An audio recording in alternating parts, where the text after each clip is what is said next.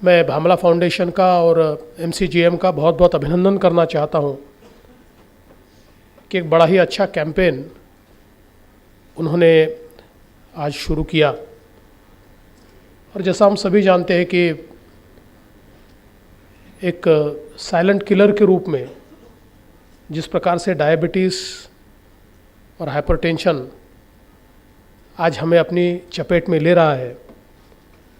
एक बड़ी ही alarming situation है, जहाँ एक और हम लोग अलग अलग प्रकार के युद्ध लड़ते हैं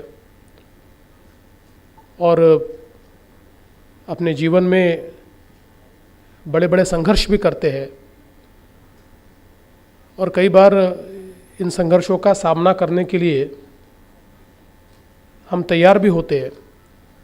लेकिन प्रायः हमने ये देखा है कि डायबिटीज़ और हाइपरटेंशन, इन दोनों बीमारियों के बारे में हम लोग एक डिनायल मोड में होते हैं। हम ये कहते हैं कि हमारे शायद हर पांचवा व्यक्ति डायबिटिक है, पर यह भी हो सकता है कि हर तीसरा व्यक्ति भी हो, क्योंकि ऐसे कई लोग हैं कि जो कभी अपना चेकअप ही नहीं करवाते। और मुझे क्या हो सकता है, इस प्रकार के एक डिनायल मोड में होते हैं।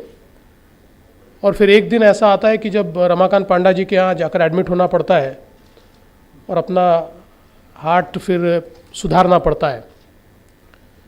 तो मुझे लगता है कि अब ये सही समय है कि जब हम सारे लोग इस बात को माने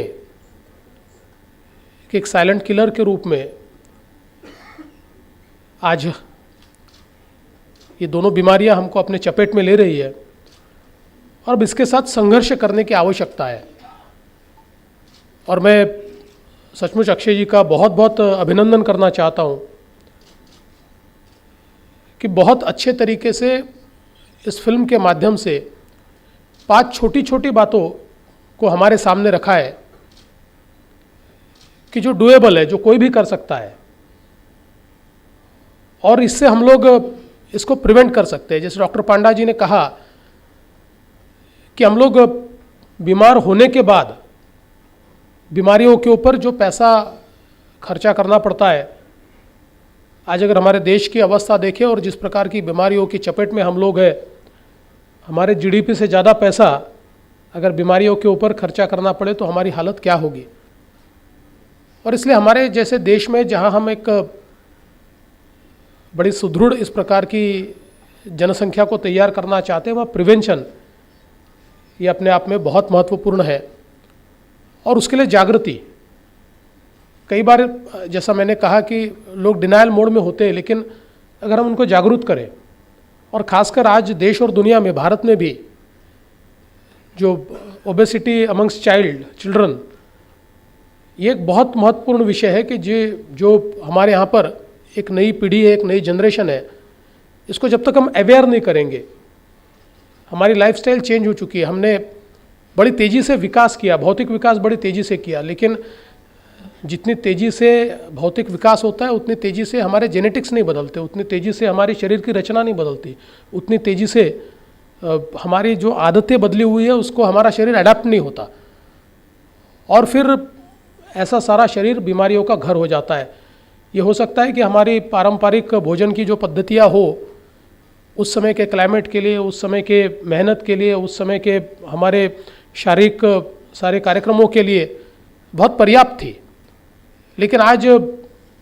कम्युनिकेशन के माध्यम बदले हुए, काम के हमारे तरीके बदले हुए हैं, और अगर उसके साथ साथ हम हमारी आदतों को नहीं बदलेंगे तो कहीं ना कहीं हमारी बॉडी रिएक्ट करेंगी, और बॉडी वो रिएक्ट कर रही है।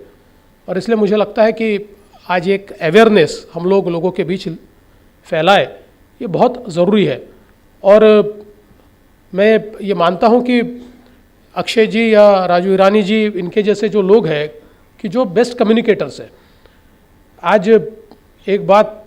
कोई डॉक्टर कहे या हम लोग कोई एक बात कहे तो शायद जितने लोगों तक नहीं पहुंच सकती, उससे ज़्यादा लोगों तक आज अक्षय जी के माध्यम से ये बात पहुंच सकती है। और मैं मानता हूँ कि भामला फाउंडेशन ने बहुत अच्छा कार्य यहाँ पर किया है। मैं मानता हूँ कि ये फिल्म जो है इतनी अच्छी बनी हुई है, इतना अच्छा कम्युनिकेशन है, और मुझे ऐसा लगता है कि हर व्यक्ति यहाँ बैठा हुआ कहीं ना कहीं अपने आप को इस फिल्म के साथ आइडेंटिफाई भी कर रहा था, क्योंकि मैंने भी ये कई बार देखा है कि जब मैं एक्सरसाइज करने का सोचता हूँ तो मैं यही सोचता हूँ कि कल से करेंगे, आज का दिन छोड़ देते हैं। और शायद यहाँ बैठे हुए 90% लोगों ने कभी ना कभी यही एक्सपीरियंस किया होगा कि कल करेंगे, आज तो छोड़ देते हैं। तो मुझे लगता है कि एक प्रकार से ये अवेयरनेस जो है, कई बार तो चीज़ें हमको पता होती है लेकिन कोई याद दिलाए तो फिर हम उसको मानते हैं, नहीं तो अपने आप से झगड़ते हैं और अपने आप को हम झूठ कहते हैं और अपनी ज़िंदगी आगे बढ़ती है। तो मुझे लगता है कि आज हमारी जो नई पीढ़ी है या जो हम सारे लोग हैं, इन तक ये फिल्म पहुंचेगी तो उसके माध्यम से एक अवेयरनेस आएगा। और ये छोटी छोटी चीज़ें, मसलन हम लोग थोड़ा सा वॉक करने की कोशिश करें, जितनी चीज़ें हम लोग छोटी छोटे अपने कामों में से जो एक शारीरिक एक्सरसाइज कर पाए उसको करने की कोशिश करें, या खाने में हम लोग किस प्रकार का खाना खाएं, ये सारी चीज़ें मैं ऐसा मानता हूँ कि हम लोग मिलकर करेंगे तो एक बड़ा ही अच्छा सुदृढ़ इस प्रकार का एक समाज हम लोग तैयार कर पाएंगे। मैं आज के इस मौके पर फिर एक बार आसिफ भामला जी का, MCGM का बहुत बहुत आभार व्यक्त करता हूँ। आशीष जी का मैं आभार व्यक्त करता हूँ। आशीष जी ने